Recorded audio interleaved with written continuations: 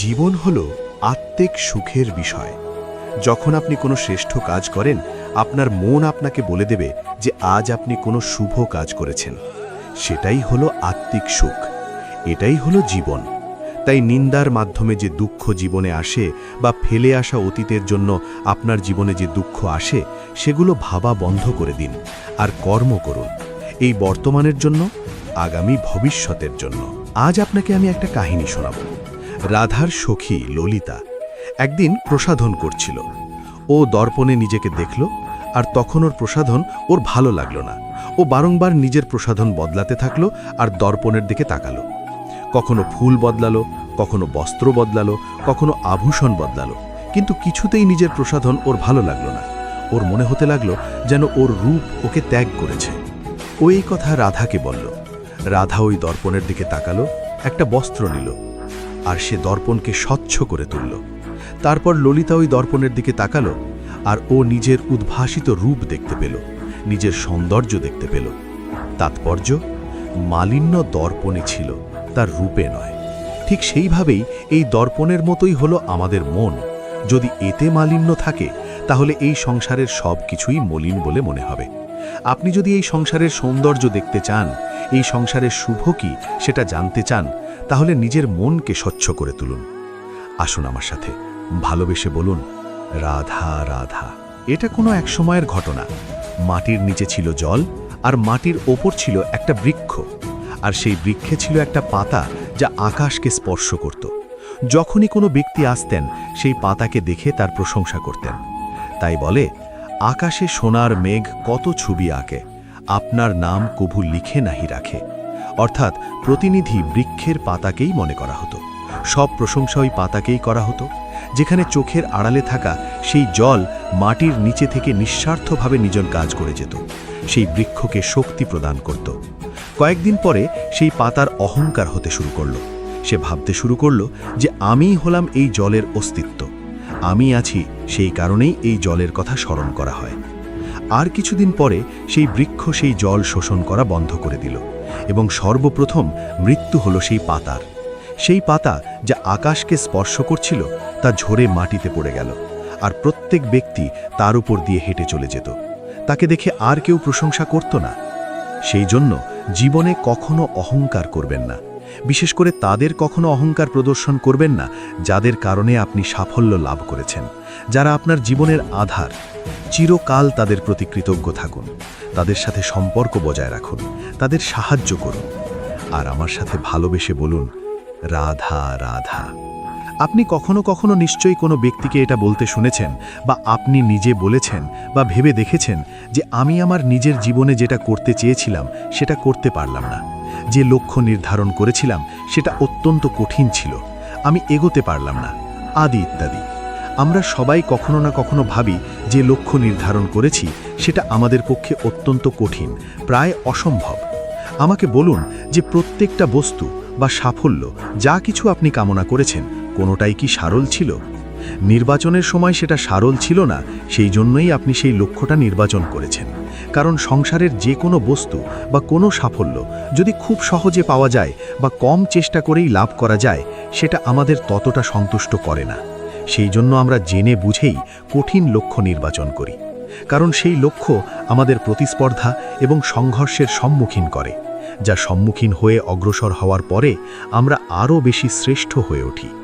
সেই জন্য কিছু অসম্ভব কিনা সেই বিষয়ে চিন্তা করবেন না, শুধু অগ্রসর হতে থাকুন, নিজের কর্ম করুন, সেই লক্ষ্যকে প্রাপ্ত করুন, আর আমার সাথে ভালোবেসে বলুন, রাধা রাধা।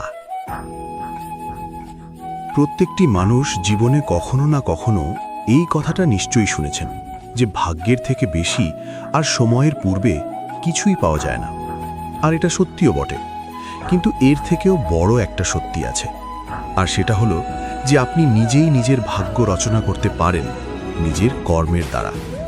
যেমন ধরুন, যদি আপনার ভাগ্যে কোনো জিনিস না থাকে, তাহলে সেটা এসেও চলে যাবে, আর যদি ভাগ্যে কিছু থাকে তাহলে তা নিজেই আসবে, যদি আপনি সেই কর্ম করেন। যেমন ধরুন পাণ্ডবরা, ওনাদের জীবন কি ছিল, ওনাদের সাথে কি হয়েছিল? ওনাদের পিতা বনবাসী হয়েছিলেন, অকাল মৃত্যু লাভ করেছিলেন, এবার এটাই যদি ওনারা নিজেদের ভাগ্য বলে মেনে নিতেন আর কিছুই না করতেন, তাহলে মহাভারতের সেই যুদ্ধে জয়লাভ করে সমস্ত ভূমণ্ডলের স্বামী কি করে হয়ে উঠতেন? অর্থাৎ হতে পারে সিংহ বনের রাজা, কিন্তু শিকার নিজে পায়ে হেঁটে তার কাছে আসে না। সেই ভোজন লাভ করার জন্য সিংহকে কর্ম করতেই হয়। তাহলে আপনার ভাগ্যে যেটা আছে সেটা আসবে, কিন্তু কর্মের জোরে আসবে। তাই কর্ম করতে থাকুন আর আমার সাথে ভালোবেসে বলুন, রাধা রাধা।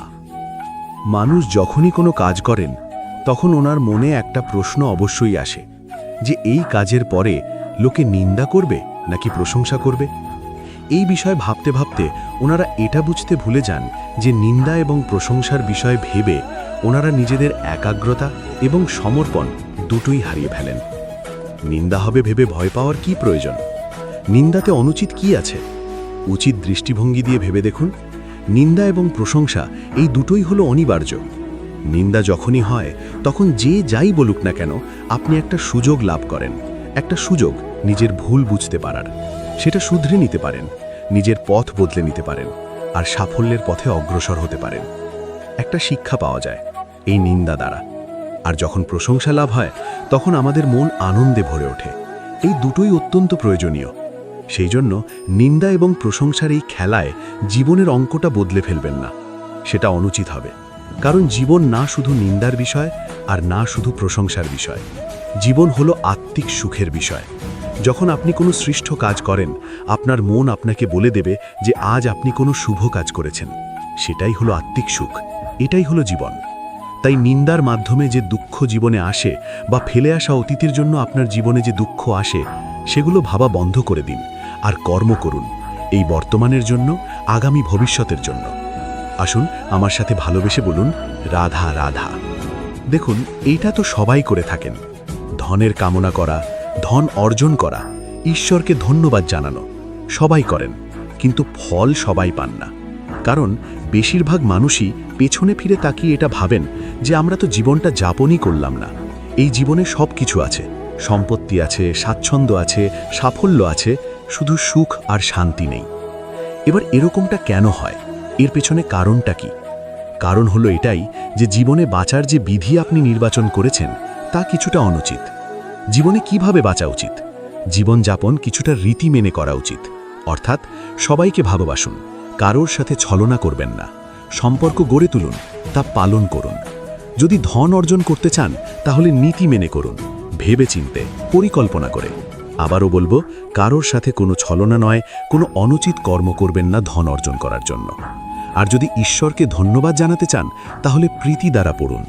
আর যে ব্যক্তি রীতি, নীতি আর প্রীতি এই তিনটি ভাব বুঝে উঠতে পারে এবং তা আত্মসাৎ করে নিতে পারে, তার অতীত, ভবিষ্যৎ এবং বর্তমান কাল সব কিছু সংযত হয়। আপনি কিভাবে জীবনযাপন করতে চান, কিভাবে ধন অর্জন করতে চান, ঈশ্বরকে ধন্যবাদ জানাতে চান, নির্বাচন আপনার। আসুন আমার সাথে ভালোবেসে বলুন, রাধা রাধা। ভয় হলো মানুষের জীবনে এমন একটি আবেগ যেটা না থাকলেও মঙ্গল আর থাকাটাও প্রয়োজনীয়। এই ভয় মাঝে মাঝে মানুষকে কোনো কর্ম করা থেকে বাধা দেয়, আবার কখনো মানুষকে এই ভয় কোনো কর্ম করতে প্রেরণা প্রদান করে। এবার যেমন মৃত্যুর পর আমরা স্বর্গলাভ করব নাকি নরকবাস করব, সেই বিচারটা ভয় হিসেবে মানুষের মনে ঘর করতে থাকে।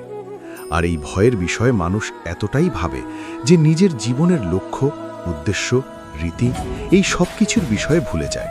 দেখতে গেলে মৃত্যুর পরে কি হবে সেটা আমাদের মধ্যে কেউ জানে না। সেটা তো মৃত্যুর পরেই আমরা জানতে পারব। কিন্তু এই মৃত্যু পর্যন্ত নিজের জীবনের সারথি হলেন আপনি নিজেই, তাই না? আপনি চাইলে এই জীবনকে স্বর্গও করতে পারেন, আবার নরকেও পরিণত করতে পারেন। নির্ভর করছে আপনার কর্মের উপর আর আপনার আপনজনের উপর। আপনি যাদের আপন বলে মনে করেন, অনেক সময় যাদের আপনি বন্ধু বলে মনে করেন, কথায় আছে যে প্রকৃত বন্ধুর মধ্যে ঈশ্বর বসবাস করেন। এই বন্ধু আপনাকে হয় পথ থেকে সরিয়ে দেবে বা উচিত পথে নিয়ে আসবে। এরাই আপনার জীবনকে স্বর্গ করে তুলতে পারে বা আপনাকে নরক পথেও টেনে নিয়ে যেতে পারে। তাই জীবনে নিজের কর্মের বিষয় আর নিজের সঙ্গের বিষয়ে ভাবুন, সতর্ক হয়ে এগোন। আর আমার সাথে ভালোবেসে বলুন, রাধা রাধা। লোভ এবং ক্রোধ এই দুইয়ের মধ্যে সম্পর্ক খুব গভীর। এবার আপনি বলতে পারেন যে এটা আমি কি বলছি? একটু বোঝার চেষ্টা করুন। জীবনে যখনই আমরা কোনো বস্তু লাভ করতে চেষ্টা করি, তার বাসনা পোষণ করি। আর যখন সেই বস্তু আমাদের কাছে আসে, আমরা চাই যে এটা আমাদের সাথেই থাকুক। আমরা সেটা সংরক্ষণ করে রাখার চেষ্টা করি। লোভের জন্ম হয়। আর যখন তাকে সংগ্রহ করে নিজের কাছে ধরে রাখতে পারি না, যখন সেই বস্তু আমাদের থেকে দূরে চলে যায়, তখন সেই লোভ ক্রোধে পরিবর্তিত হয়ে যায়। এবার এই ক্রোধ কি করে? এই ক্রোধ আপনার মনে ভয় উৎপন্ন করবে, কিছু সন্দেহ উৎপন্ন করবে। মনে হবে যে যেন আমি সেই বস্তুর যোগ্যই ছিলাম না, আমার চেষ্টায় কোনো ত্রুটি ছিল, আমি কোনো অনুচিত কিছু করেছি। আর এই যে ভ্রম, সেটা আস্তে আস্তে আপনার মনকে ব্যাকুল করে তুলবে। আর এই ব্যাকুল মন আস্তে আস্তে আপনার যুক্তিতর্কের ক্ষমতাকে নাশ করে দেবে, তর্ক বিতর্কের শক্তি অর্থাৎ বিবেক। আর যখন আপনি নিজের বিবেক হারাবেন, তখন এমন মনে হবে যেন আপনি নিজের জীবন নষ্ট করেছেন। এর অর্থ এই নয় যে জীবনে কামনা করবেন না, ইচ্ছে পোষণ করবেন না। অবশ্যই ইচ্ছে পোষণ করুন, আর যা কিছু লাভ করতে চান তা অর্জন করুন, কিন্তু তার প্রতি মনে লোভ জন্মাতে দেবেন না। সেটা অনুচিত ব্যাপার। একবার যদি লোভ জাগ্রত হয়, তাহলে সেটা আপনাকে আপনার পতনের দিকে নিয়ে যাবে। তাহলে লোভকে নিজের থেকে দূরে রাখুন, ক্রোধও আপনার থেকে দূরে থাকবে। আসুন আমার সাথে ভালোবেসে বলুন, রাধা রাধা। কখনো কখনো আমরা অনেক কিছু ভাবি, তারপর দুঃখী হয়ে যাই যে এত কিছু ভাবা সত্ত্বেও আমরা যে কর্ম করতে চেয়েছিলাম সেটা করতেই পারলাম না, যে লক্ষ্যটা আমরা লাভ করতে চাইছিলাম সেটা করতেই পারলাম না। আমরা সংসারের সামনে এটা ঘোষণা করে ফেলি, কথা দিয়ে ফেলি যে এই কর্ম আমি করে দেখাবো, এই সাফল্য আমি প্রাপ্ত করেই ছাড়ব, কিন্তু করতেই পারি না। তার কারণটা কি? চেতনা, আমাদের একাগ্রতা। আমরা একাগ্র হয়ে পড়ি এই সংসারকে কিছু প্রমাণ করে দেখানোর জন্য, যেখানে আমাদের একাগ্রচিত্ত হওয়া উচিত নিজেদের কর্মের উপর। কোনো বস্তু বা কোনো সাফল্যের কামনা করা, তার জন্য পরিকল্পনা করা, তার জন্য কর্ম করা আর তা প্রাপ্ত করা, এটা আমাদের কর্তব্য। আর আমাদের মনোযোগ শুধু সেদিকেই কেন্দ্রীভূত হওয়া প্রয়োজনীয়। এই সংসারকে বলার কোনো প্রয়োজন নেই। একবার যদি আপনি কর্ম করে দেখান, তাহলে সংসার এমনিও দেখতে পাবে। সেই জন্য প্রতিশ্রুতি দেবার পরিবর্তে দৃঢ় সংকল্প করে অগ্রসর হতে থাকুন। শুধু ভাবার বদলে কর্ম করতে শিখুন, আর বলার পরিবর্তে সেটা করে দেখাতে শিখুন। একবার সাফল্য লাভ করুন, তারপর এই সংসারকে বলবেন যে এটা আমি ভেবেছিলাম আর সেটাই আমি করে দেখিয়েছি। কর্ম করুন, আর আসুন আমার সাথে ভালোবেসে বলুন, রাধা রাধা। কখনো কখনো আমাদের নিজেদের ভাবনা চিন্তায় জীবনের পথে অগ্রসর হতে বাধা দেয়। আমাদের চিন্তা ভাবনা আমাদের সীমাবদ্ধ করে দেয়। আমরা প্রত্যেক দিন পরিশ্রম করি, কিছু দেখি, কিছু লাভ করি, কোনো একটা স্থানে পৌঁছই। আর একটা সময় পরে মনে কেমন যেন একটা ভাবনা উৎপন্ন হয় যে আর কত দেখব, এত কিছু তো দেখে নিলাম, এত কিছু তো লাভ করলাম, এত সাফল্য অর্জন করলাম, আর কত লাভ করব। আর সেখানে আমরা থেমে যাই। এটা হয় আমাদের ভাবনার সীমাবদ্ধতার জন্য। কিন্তু যদি জীবনের কথা বলি, জীবন যদি আপনাকে সেই স্থানে পৌঁছে দেয়, তাহলে তার পরবর্তী পথটাও জীবন আপনাকে নিশ্চিত রূপেই দেখাবে। প্রয়োজনটা হলো সেই পথটা দেখার এবং সেই পথে অগ্রসর হওয়ার। আর যেটা আমাদের জীবনযাত্রার সাথে হয়, সেটা জীবনের সাথে এবং আত্মার সাথেও হয়ে থাকে। আমরা জীবনে প্রগতি লাভ করি, বিকাশ লাভ করি, কিন্তু একটা সময় পরে আমরা থেমে যাই। আমাদের সেটাই করলে চলবে না। এই জীবনযাত্রা, প্রগতি, বিকাশ, এই সব কিছুর সমাপ্তি তখনই সম্ভব যখন জীবন সমাপ্ত হবে। তাই নিজেকে বাধা দেবেন না, নিজের জীবনের উদ্দেশ্যকে সীমিত করবেন না। সামনে অগ্রসর হতে থাকুন, আর আমার সাথে ভালোবেসে বলুন, রাধা রাধা। মানুষের জীবনে যখনই কোনো বিপদ আসে, মানুষ নিজের আশেপাশে দেখে, অন্য কাউকে খোঁজে, ভাবে কেউ এসে তাকে সাহায্য করবে। সে আশা করে যে কোনো ব্যক্তি এসে তার হাত ধরবে আর সেই বিপদ থেকে তাকে মুক্তি দেবে। কিন্তু প্রকৃতি আমাদের এই শিক্ষা দেয় না। কখনো কোনো পাখিকে দেখবেন, একটা পাখি যখনই কোনো ঝড় আসে কি করে? একটা ঝড় এসে তার বাসা ভেঙে দিয়ে যায়, তার বাসা নষ্ট করে দিয়ে যায়। সেই পাখি কিন্তু অপেক্ষা করে না যে কে তাকে এসে সাহায্য করবে। সে কখনো আশা করে না যে কেউ এসে তাকে আশ্রয় দেবে।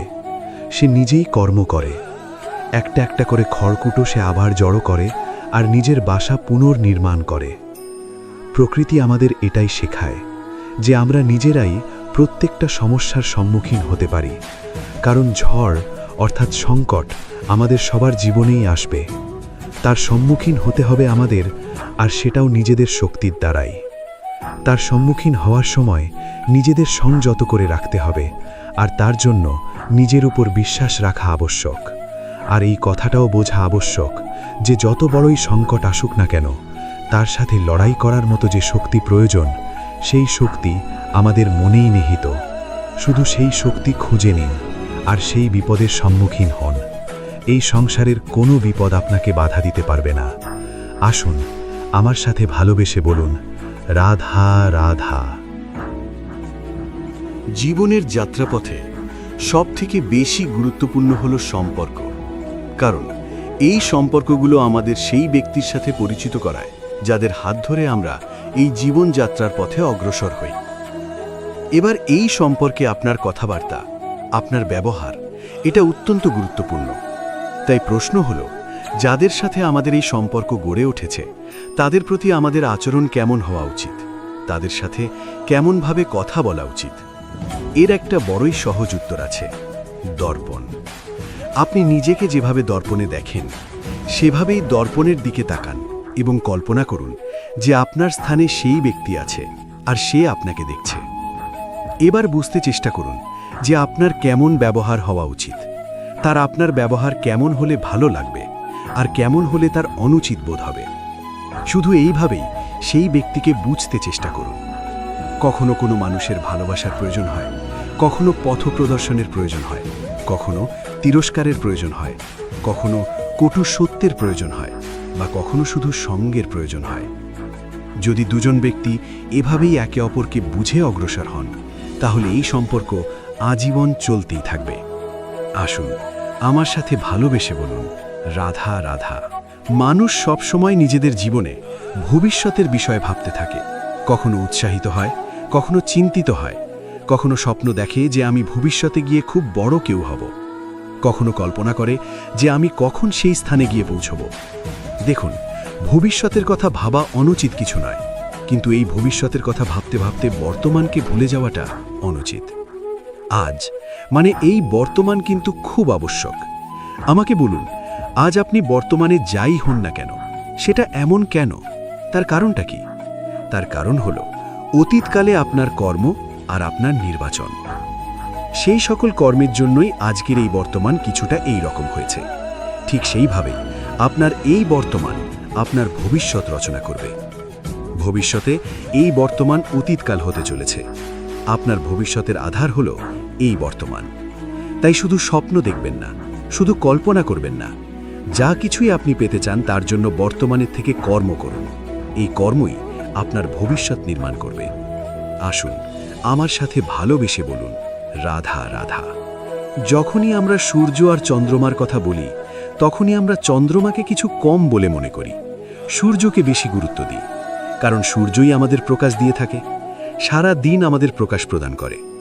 তার সামনে চন্দ্রমার এই তেজ কিছুটা ম্লান মনে হয়, বা দেখতে গেলে চন্দ্রমা স্বয়ং সূর্যের আলোয় আলোকিত হয় আর সেটা আমাদের কাছে পৌঁছে দেয়।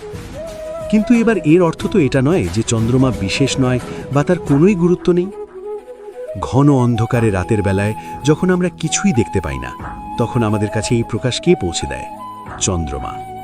যখন চাঁদ পূর্ণিমার রাত আসে, তখন ব্যক্তি তার প্রেমিকাকে বা স্ত্রী তার স্বামীর মুখটা সেই চাঁদের মধ্যেই দেখতে পায়। একটা ছোট্ট বালক, ছোট্ট একটা শিশুর যখন রাতে ঘুম আসে না, সে ব্যাকুল হয়ে পড়ে। আমরা তাকে আকাশের এই চাঁদকে দেখাই, তাকে সন্তুষ্ট করে ঘুম পাড়িয়ে দিই। এই চন্দ্রমা কখনো অর্ধচন্দ্রমা হয়ে, কখনো লুপ্ত হয়ে গিয়ে, কখনো আবার জাগ্রত হয়ে ওঠে এই সংসারকে প্রকাশ প্রদান করে। সে অসংখ্য প্রাণীর পথ প্রদর্শন করে। অর্থাৎ চন্দ্রমা হওয়া কোনো অংশে কম কিছু নয়। যদি আপনিও জীবনে নিজের তেজ সংসারের কাছে পৌঁছে নাও দিতে পারেন, তাতে কিছুই যায় আসে না। যদি কারো তেজ নিয়ে তেজস্বী হয়ে তার দ্বারা অন্য কারোর জীবনে আশার আলো ফুটিয়ে তুলতে পারেন, তাতেও কিন্তু আপনার জীবন সার্থক। আসুন আমার সাথে ভালোবেসে বলুন, রাধা রাধা। মন এবং মস্তিষ্ক। এই দুই হল মানুষের জীবনের দুটি গুরুত্বপূর্ণ অংশ। এবার আপনি বলবেন, এই দুইয়ের মধ্যে পার্থক্য কি? দুটোই তো সমান? না, যেটা আমি আপনাকে বোঝাতে চেষ্টা করছি সেটা ভালো করে বুঝুন। প্রথম, মন। এই মন অত্যন্ত চঞ্চল হয়। এর নিজের কোনো বিবেক থাকে না, সিদ্ধান্ত নেবার কোনো ক্ষমতাই থাকে না। এই মন শুধু বয়ে চলে। আর দ্বিতীয় হল মস্তিষ্ক, সেই অংশ যেখানে বুদ্ধির সঞ্চার হয়ে থাকে। এটা হলো জ্ঞান দ্বারা পরিপূর্ণ এবং অত্যন্ত প্রবল হয়। বেশিরভাগ সময় জীবনের সঠিক সিদ্ধান্ত নেবার ক্ষেত্রে এই মস্তিষ্কই আমাদের সাহায্য করে। সেখানেই মন মাঝে মাঝে আমাদের উচিত সিদ্ধান্ত নেবার ক্ষেত্রে বাধা দেয়, কখনো সঠিক পথ থেকে সরিয়ে দেয়, কারণ চঞ্চল প্রবৃত্তি হওয়ার কারণে এটা অস্থির হয়ে থাকে। কখনো কখনো নেয়া সিদ্ধান্ত বদলাতেও এই মন আমাদের বাধ্য করে। সেই জন্য আপনি যদি জীবনের পথে অগ্রসর হতে চান, তাহলে মস্তিষ্কের সিদ্ধান্তে আস্থা রাখুন, পূর্ণরূপে নিজের সঙ্গী করে তুলুন। হতে পারে তখন আপনার এই মন বিদ্রোহ করে বসল, কিন্তু দৃঢ় নিষ্ঠার সাথে মস্তিষ্কের সিদ্ধান্তে আস্থা রাখুন। আস্তে আস্তে এই মন, যাকে আপনার শত্রু বলে মনে হচ্ছিল, আস্তে আস্তে সেটাও আপনার বন্ধু হয়ে উঠবে আর আপনাকে সাহায্য করবে। আসুন আমার সাথে ভালোবেসে বলুন, রাধা রাধা। এই যে সূচ দেখছেন, এর স্বভাব হলো গেঁথে যাওয়া। আর যদি এটা গেঁথে যায় তাহলে এটা যন্ত্রণা দেবে। আর এটা হলো সুতো। যদি এই সুতোটা কোনো ঘুড়ির সাথে বেঁধে দেওয়া হয় এবং এই ঘুড়িটা ওড়ানো হয়, তাহলে অন্য কোনো ঘুড়ির সুতো কাটতে এটাই সাহায্য করতে পারে। কিন্তু যদি সূচ আর সুতো এই দুইকে একসাথে জুড়ে দেওয়া হয়, তাহলে এটা বস্ত্র নির্মাণ করতে পারে, কোনো জিনিস জুড়তে কাজে লাগতে পারে। এটাই হলো সংগঠনের শক্তি। যদি আপনি একত্রিত হতে পারেন আর একই দিশায় অগ্রসর হন, তাহলে নেতিবাচক শক্তিও ইতিবাচক শক্তির রূপ ধারণ করতে পারে। এই সংসারে প্রত্যেক দিন নতুন কিছু সৃজন হচ্ছে।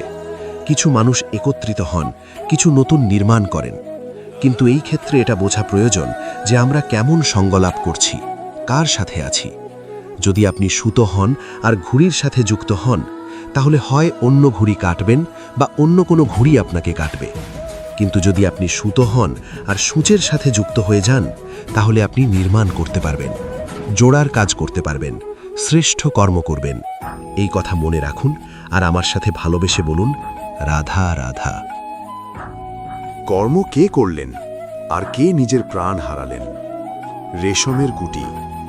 আর লাভবান কে হলেন? মনুষ্য জাতি। এর দ্বারা আমরা কি শিক্ষা পেলাম? যে এই সংসারে আমরা যে কর্মই করি, সৎকর্ম করি বা অপকর্ম করি, তার থেকে লাভবান যে কেউ হতে পারেন।